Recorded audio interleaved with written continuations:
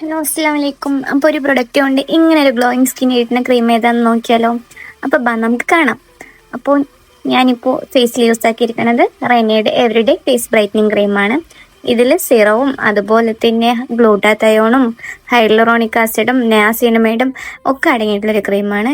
ഇത് നമ്മുടെ ഫേസിന് നന്നായിട്ട് ഇൻസ്റ്റൻ്റായിട്ട് ഒരു ബ്രൈറ്റ്നസ്സും തരും. അതുപോലെ തന്നെ അഫോർഡബിൾ റേറ്റിന് നമുക്ക് ബൈ ചെയ്യാനും പറ്റും എല്ലാവർക്കും.